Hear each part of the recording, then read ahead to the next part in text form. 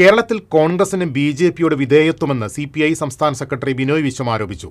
തെക്കൻ മേഖലാ വികസന മുന്നേറ്റ ജാഥയുടെ 2ാം ഘട്ട പര്യടനത്തിന് ഗുരുവായൂരിൽ തുടക്കം കുറിച്ച് സംസാരിക്കുകയായിരുന്നു ബിനോയ് വിശ്വം. കേന്ദ്ര ബജറ്റിനെക്കുറിച്ച് UDFന് ഒന്നും പറയാനില്ലാത്തത് ഈ വിധേയത്വമുള്ളതിനാലാണ്. കേന്ദ്രം കാണിക്കുന്ന കടുത്ത അവഗണന ചൂണ്ടിക്കാണിച്ച് കേരളത്തിലെ പൊതുവികാരം ഒറ്റക്കെട്ടാണെന്ന് അറിയിക്കാനായിരുന്നു നിയമസഭയിൽ പ്രമേയം കൊണ്ടുവന്നത്. നിർഭാഗ്യവശാൽ പ്രതിപക്ഷത്തിന്റെ ഭാഗത്തുനിന്ന് ഒരാൾ പോലും ചർച്ചയിൽ പങ്കെടുത്തില്ലെന്നും ബിനോയ് വിശ്വം പറഞ്ഞു. സംസ്ഥാനത്ത് LDFന് 3ാം ഊഴം ലഭിക്കുമെന്നും അദ്ദേഹം കൂട്ടിച്ചേർത്തു. ജാഥ manager M. Swaraj, CS Sujatha, advocate P. വസന്തം, CPM ജില്ലാ secretary KV Abdul Khader, NK Akbar MLA തുടങ്ങിയവരും വാർത്താസമ്മേളനത്തിൽ പങ്കെടുത്തു. കേരളത്തിന്റെ പൊതുവികാരം ഒറ്റക്കെട്ടായി അറിയിക്കാൻ വേണ്ടിയായിരുന്നു ഒരു പ്രമേയം കൊണ്ടുവന്നത്. എല്ലാവരും ആഗ്രഹിച്ചതും പ്രതീക്ഷിച്ചതും ഒരേ സ്വരത്തിൽ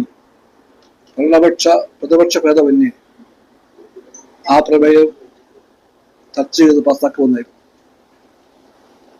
നിർഭാഗ്യവശാൽ